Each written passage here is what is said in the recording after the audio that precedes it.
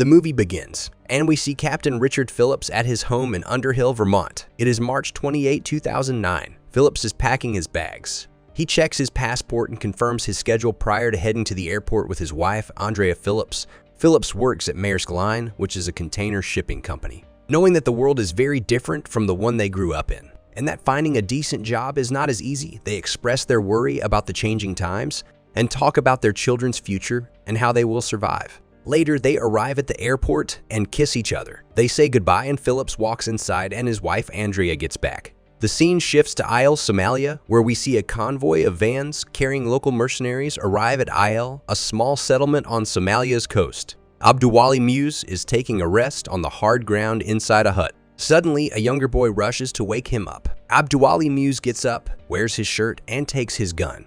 Outside, 3 vans of mercenaries of a warlord named Garai appear, who are unhappy that the villagers aren't at sea looking for ships to hijack. The village elders say that they have done successful hijackings before last week, and the week before that, but the crew members weren't having it and pressured them to get in their boats and go find another target. Hufan, the village chief, orders Muse and another commander, Assad, to select 3 men each and prepare their boats for the journey. In an effort to convince Muse or Assad to pick them, the men swarm together. To be selected, they require knowledge and for suitable bribe. The bribe is made of a stem of the cat plant, which when chewed, results in euphoria and a decrease in appetite. The Sea Raid can benefit from this. Muse has a crew of young Somalis named Bilal, Emi, and Naji, who's from another village. The Somalis load their supplies and proceed to the primary vessel. Later, Assad tells Muse to stay out of his way this time. Assad refers to him as a skinny rat. Muse does not want Assad bossing his man, Ilmai, around. Captain Phillips arrives at the port of Salalah in Oman to command the container ship MV Maersk, Alabama. Phillips greets his first mate, Shane Murphy, who briefs him on their sea route and the total cargo that they're transporting. Captain Phillips is aware of pirates' activities on the coast of Somalia. He orders Murphy to confirm that all doors and hatches on the ship are closed and locked. After completing the loading of its cargo, the ship will soon embark on its journey. Captain Phillips also organizes emergency drills at sea to ensure that the crew is ready, just in case of an emergency. Captain Phillips notices a pair of little blips appearing on the radar screen just after they begin the drill. The captain notifies Murphy of 2 approaching sailboats and instructs him to contact the U.S. Maritime Emergency. When U.S. Maritime Emergency does not reply, Captain Phillips orders a port turn at an angle of 5 degrees and to follow the vessels. Phillips then orders Murphy to notify the United Kingdom Maritime Trade Operations of a potential piracy operation. A female management trainee officer asks Phillips to follow the protocols. The captain observes that the men on the yachts have been armed now that they've gotten near enough. Captain Phillips issues a warning to his 20-man crew, instructing them to report to their assigned stations. He picks up his radio and pretends to contact a military ship to fool the pirates. Assad is persuaded by what he hears on the radio and orders his vehicle to turn around and abandon the chase. On the other hand, Muse, who is skeptical, instructs his driver to accelerate. Captain Phillips steers and accelerates the ship. The ship's wave rocks the pirate's boat, but Muse orders Elmi to keep going full speed. The boat's engine eventually fails, leaving them stranded. Later, Muse and the others met up with their primary vessel that night to get the boat's engine repaired. When Assad and Muse start insulting each other, things get serious and Assad points his gun at his rival. But Muse has a wrench hidden, which he uses to kill Assad. Muse then commandeers Assad's engine and returns to the valuable cargo ship. Murphy spots them and calls the captain on the radio. Phillips directs the crew to their stations, instructs them to take defensive measures, and asks for the help of the U.S. Maritime Emergency Line. Muse then communicates with Phillips and asks to stop the ship, but the captain ignores them and continues. After firing his weapon, Naji motions for them to move in closer. The fire hose doesn't benefit. As the boat gets closer to the cargo ship, hydrants are activated and spray water outward. Bilal hooks the ladder, and they climb up the ship. Captain Phillips orders his crew to get in the engine room and keep doors closed. The pirates break all the locks they encounter on their way to the bridge.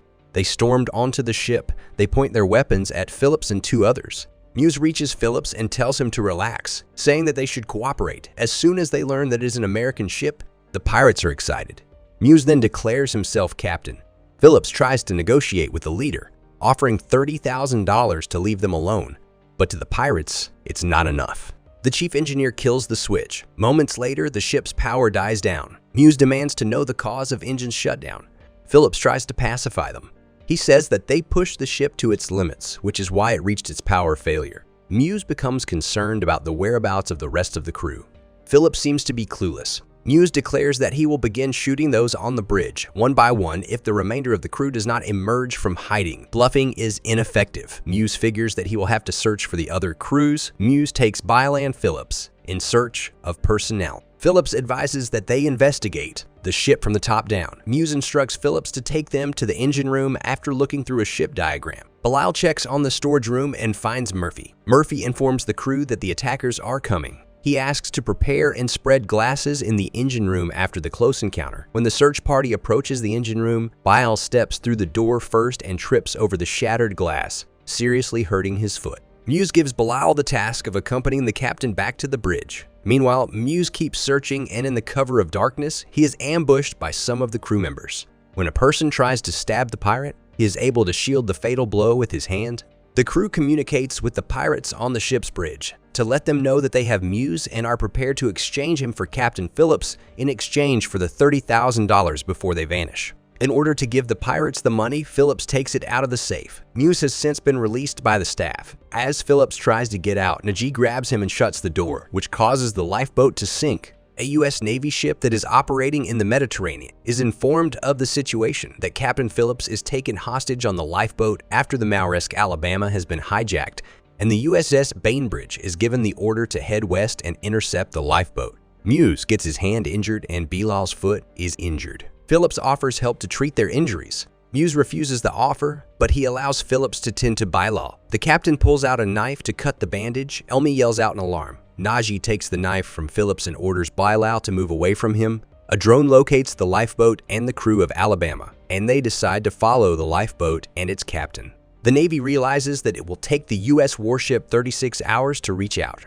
US sends members of the SEAL team to hold the lifeboat away from Somalia. Hugh Fan contacts Muse to inform him that the parent vessel's engine is having problems. He tells Muse that Garad is furious with him for botching the mission and that they need to get to Somalia right away. When the USS Bainbridge arrives, it warns the sailors in the lifeboat by flashing spotlights and honking its horns. Nemo speaks Somali and contacts the pirates. He offers them food and water to begin the negotiation process.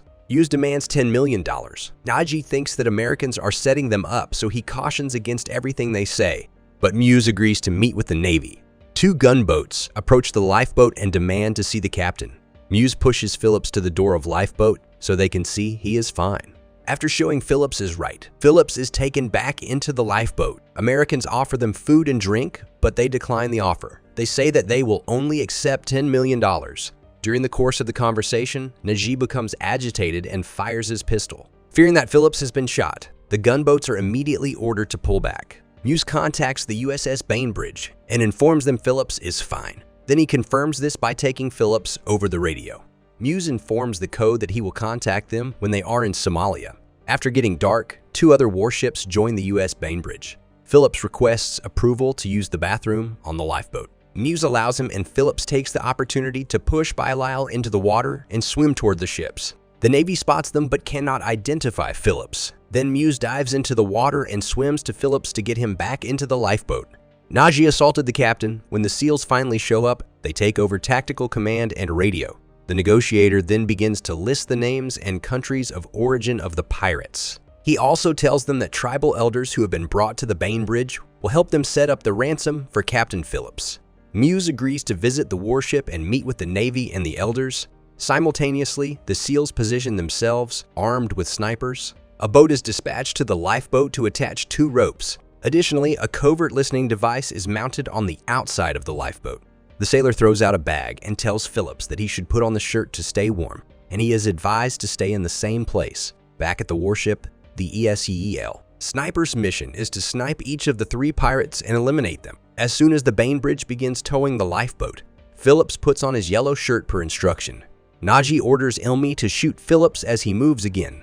The snipers fail to verify sightings of each of the three pirates as the raft gets closer. Phillips, fearful of death, writes his last will and testament to his family. Najee seizes the items. Najee turns on the radio and demands to know where the elders are. He realizes the elders are not coming and that the Americans have been deceiving them the entire time.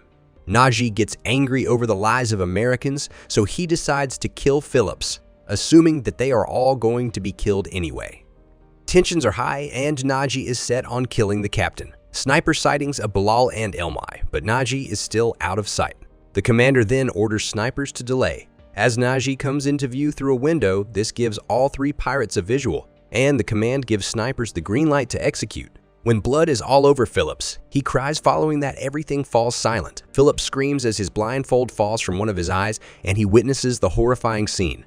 The order is given to take Muse down. He is detained and handcuffed. Muse sighs when he learns that his crew has died, and Captain Phillips is safe. Phillips is escorted from the lifeboat to Bainbridge. Phillips receives medical care at Bainbridge for his injuries.